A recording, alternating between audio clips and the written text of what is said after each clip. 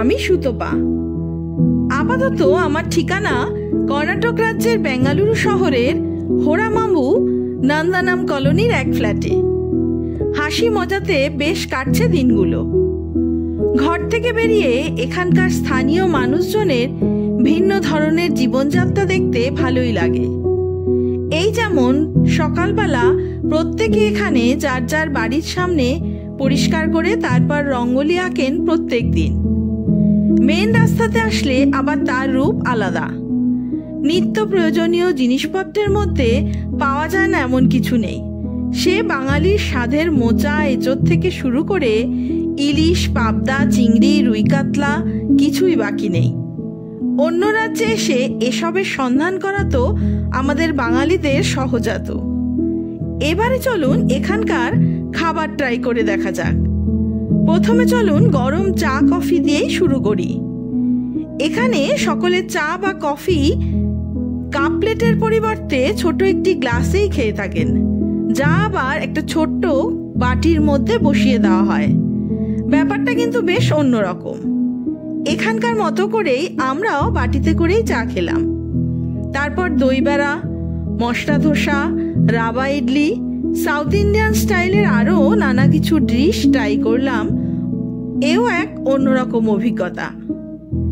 এবারে চলুন এক ছুটির দিনে ঋতুরাজ, দেবজ্যোতি, পল্লবী বাড়িতেই রইল, আর আমরা বেরিয়ে পড়লাম স্কুটি নিয়ে বেঙ্গালোর শহর ঘুরতে। এ শহর একেবারেই নতুন আমাদের কাছে। কর্ণাটকের রাজধানী বেঙ্গালুরু এক বিশাল শহর। বেঙ্গালুরু ভারতের দ্রুততম বর্ধনশীল মহানগরীগুলির মধ্যে একটি। এটিকে সিলিকন ভ্যালি হিসাবেও বিবেচনা করা হয়। এখন চলুন জিপিএস ম্যাপের ওপর ভরসা করে আজ না হয় ঘুরে আসি বেঙ্গালুরুর ঐতিহাসিক কিছু জায়গা। ঘর থেকে 15 কিলোমিটার দূরে চলে আসলাম কৃষ্ণা রাজেন্দ্র রোডে নিউ থারাগুপেট বেঙ্গালোরের ফোর্টের সামনে। জমজমাট ভিড়ে ঠাসা রাস্তার ধারে দাঁড়িয়ে আছে বেঙ্গালুরু দুর্গ বা টিপু সুলতান দুর্গ। এখানে কোনো এন্ট্রি ফিস নেই। সকাল 9টা থেকে সন্ধ্যা 6টা পর্যন্ত খোলা থাকে এই ফোর্ট। ষোড়শ শতাব্দীর বেশ কয়েকটি সাম্রাজ্যের উত্থান পতনের সাক্ষী হয়েছে এবং অনেক যুদ্ধ ও অবরোধের স্থান হয়েছে এই ফোর্ট। চলুন এবার ফোর্টের ভেতরে যাওয়া যাক। 1537 সালে বেঙ্গালুরু দুর্গটি মাটির দুর্গ হিসাবে শুরু হয়েছিল। এর নির্মাতা ছিলেন বিজয়নগর সাম্রাজ্যের একজন আধিপত্যবাদী এবং বেঙ্গালুরুর প্রতিষ্ঠাতা কেম্পে গৌড়া প্রথম। রাজা হরদরবার আলী 1761 সালে মাটির দুর্গটি পাথরের দুর্গ দিয়ে প্রতিস্থাপন করেন এবং 18 শতকের শেষের দিকে তার পুত্র রাজা টিপু সুলতান এটিকে আরও উন্নত করেন। 1791 সালে ইঙ্গ-মহীশূর যুদ্ধের সময় ক্ষতিগ্রস্ত হলেও এটি এখনও 18 শতকের সামরিক দুর্গের একটি ভালো উদাহরণ। 1791 সালের 21শে মার্চ লর্ড কর্নওয়ালিসের নেতৃত্বে ব্রিটিশ ইস্ট ইন্ডিয়া কোম্পানির সেনাবাহিনী তৃতীয় মহীশূর যুদ্ধের সময় বেঙ্গালুরু অবরোধের সময় দুর্গটি দখল করে। সেই সময়ে দুর্গটি রাজা টিপু সুলতানের একটি শক্ত ঘাঁটি ছিল। আজ দুর্গের দিল্লি গেট, কৃষ্ণ রাজেন্দ্র রোডে এবং দুটি দুর্গ প্রাথমিক ধ্বংসাবশেষ মাত্র। একটি মার্বেল পাথরের ফলক সেই স্থানে স্মৃতিচিহ্ন হিসাবে রয়েছে, যেখানে ব্রিটিশরা দুর্গের প্রাচীর ভেঙেছিল, যার ফলে এটি দখল করা হয়েছিল। পুরাতন দুর্গ এলাকায় রাজা টিপু সুলতানের গ্রীষ্মকালীন প্রাসাদ, যা এর কাছাকাছি আমরা কিছুক্ষণ বাদে সেখানে যাব, এবং তার অস্ত্রাগারও রয়েছে। বেঙ্গালুরু দুর্গে নিশ্চিত ইতিহাস 1537 সালে পাওয়া যায়। মাদ্রাজের মতো বেঙ্গালুরুতেও এই দুর্গটি ছিল, যার বাইরে একটি পেত্তা বা সুরক্ষিত শহর। এই বিন্যাসটি ভারতের প্রায় সমস্ত শহর বা জনবসতির একটি বৈশিষ্ট্য ছিল। পেত্তা দখলের ঝুঁকিতে পড়লে দুর্গটি বেশিরভাগ বাসিন্দাদের জন্য আশ্রয়স্থল হিসাবেই বাছা হতো। বেঙ্গালুরুতে দুর্গটির পরিধি ছিল প্রায় 1 মাইল।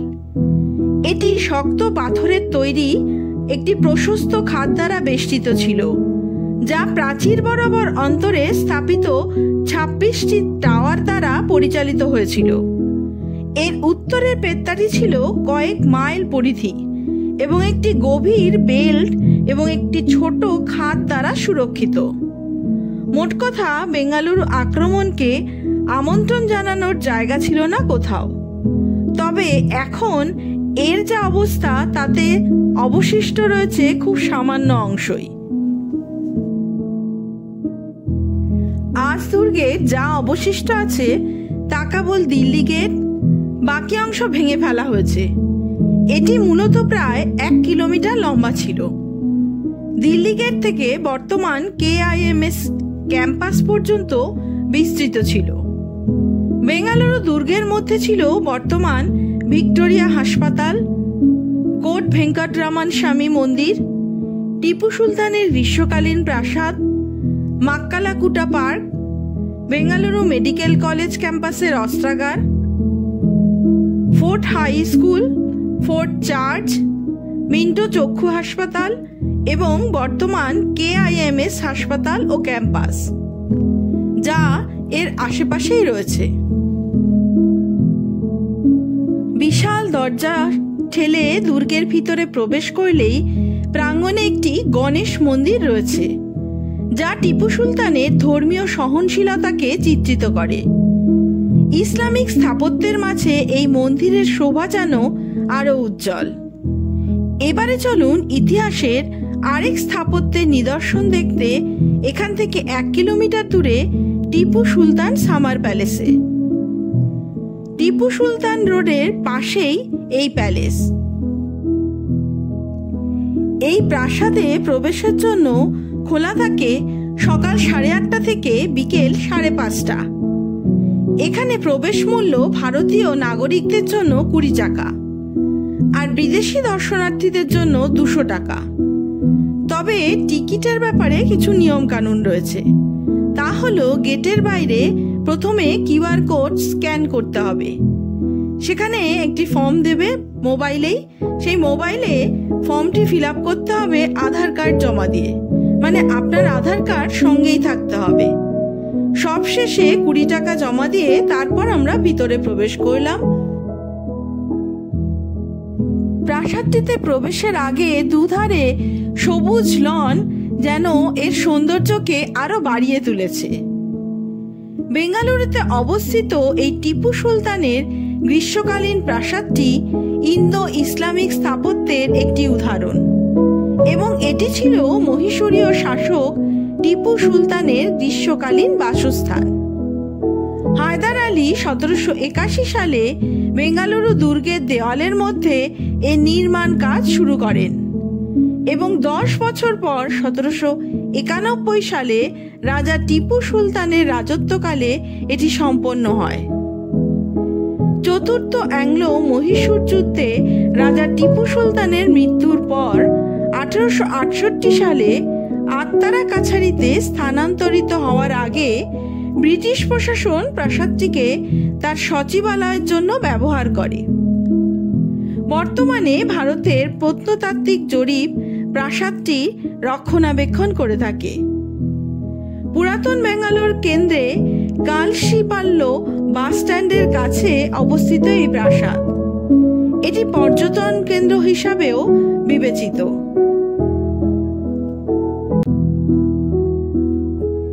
প্রাসাদের কাঠামোটি সম্পূর্ণ সেগুন কাঠ দিয়ে তৈরি এবং স্তম্ভ, খিলান, বারান্দা দিয়ে সজ্জিত স্ট্যান্ড।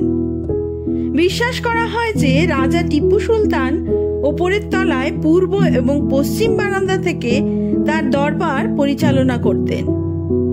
প্রথম তলার কোণে 4টি ছোট ছোট কক্ষ রয়েছে, যা জোনানা কোয়ার্টার ছিল। প্রাসাদের দেওয়ালগুলিতে সুন্দর ফুলের নকশা রয়েছে। এই স্থানে টিপু সুলতানের নিজের কল্পনা করা একটি বিশাল সিংহাসনের চিত্রও রয়েছে, সোনার চাদরে মোড়ানো এবং মূল্যবান পান্না পাথর দিয়ে সজ্জিত। রাজা টিপু ব্রিটিশ সেনাবাহিনীকে সম্পূর্ণরূপে পরাজিত না করা পর্যন্ত এটি ব্যবহার না করার প্রতিজ্ঞা করেছিলেন। রাজা টিপু সুলতান শহীদ হওয়ার পর ব্রিটিশরা সিংহাসনটি ভেঙে ফেলেন এবং এর অংশগুলি নিলামে বিক্রি করেন, কারণ এটি একজন ব্যক্তির পক্ষে সম্পূর্ণ কিনতে ব্যয়বহুল ছিল। নিচতলার কক্ষগুলিতে একটি ছোট জাদুঘরে রূপান্তরিত করা হয়েছে, যেখানে রাজা টিপু সুলতান ও তার প্রশাসনের বিভিন্ন কৃতিত্ব প্রদর্শন করা হয়েছে। সেখানে সেই সময়ের মানুষ এবং স্থানের নতুন তৈরি প্রতিকৃতিও রয়েছে। তবে এই মুহূর্তে যা কিছু দেখছি তা কিন্তু ওয়ার্ল্ড হেরিটেজ ডের এক প্রদর্শনী, যা এখানে অনুষ্ঠিত হয়েছিল। সারা বিশ্বে যত হেরিটেজ প্রপার্টি রয়েছে তারই চিত্র রয়েছে এখানে। বাকি এখানকার মিউজিয়ামে যা রয়েছে তা ভিডিও করা বা ফটো তোলা নিষিদ্ধ। এবারে যাব এরই ওপর তলাতে। টিপু সুলতানের নির্মিত একটি মার্জিত প্রাসাদ এটি, যেখানে সেগুন কাঠের স্তম্ভ ও ফ্লেক্সও রয়েছে। যদিও মহীশূরের বিখ্যাত টিপু সুলতানের প্রাসাদের সাথে এটি তুলনামূলকভাবে অতুলনীয়। এটি ব্যাঙ্গালোরের অপেক্ষাকৃত অজানা স্মৃতিস্তম্ভগুলোর মধ্যে একটি। এই প্রাসাদটির আর্কিটেকচার সত্যি আপনাকে মুগ্ধ করবে, সঙ্গে বিস্মিতও করবে। কয়েকশো বছর আগে নির্মিত এই প্রাসাদের গঠনশৈলী দেখার মতো। সবচেয়ে আশ্চর্যের, আজও সবকিছু অমলিন। টিপু সুলতান গ্রীষ্মকালে এই প্রাসাদে থাকতেন, তাই এর নাম টিপু সুলতানের গ্রীষ্মকালীন প্রাসাদ। দ্বিতল আয়তাকার আকৃতির এই প্রাসাদটি সেগুন কাঠের তৈরি এবং ইসলামী শিল্পকলায় সজ্জিত। আর এই সেই জায়গা যেখানে টিপু সুলতান এবং তার কর্মকর্তারা দরবার কার্যক্রম পরিচালনা করতেন। নিচে জেনানা কোয়ার্টার বা মহিলাদের কক্ষ এবং একটি বড় হল রয়েছে। কাঠের ছাদে ক্যানভাস আঁকা ফুলের নকশাও রয়েছে। প্রাসাদের বাঁদিকেও রয়েছে একটি বাগান, আবারও সামনের দুপাশে সবুজে ঘেরা বাগান। তবে চারিদিকে সবকিছুই ভীষণভাবে রক্ষণাবেক্ষণ করা হয়। প্রাসাদের পাশে এক মন্দির, কিন্তু তার প্রবেশদ্বার এখান থেকে বেরিয়ে সামনের রাস্তা থেকে। কোটে শ্রী প্রসন্ন ভেঙ্কটেস্বামী টেম্পল যদিও এই মুহূর্তে বন্ধ, সন্ধে 6টাতে আবার খুলবে। ওদিকে আকাশ কালো হয়ে আসছে, এবার আমাদেরকে ফিরতে হবে। ব্যাঙ্গালোর শহরের ঐতিহাসিক আর ঐতিহ্যবাহী দুই স্থান আমাদের আজ দেখা হলো। আজ তবে এই পর্যন্তই থাক। আপনাদের সাথে দেখা হবে নতুন আর একটা ব্লগ নিয়ে, নতুন আর একভাবে। ততদিন সবাই সুস্থ থাকবেন, ভালো থাকবেন। নমস্কার।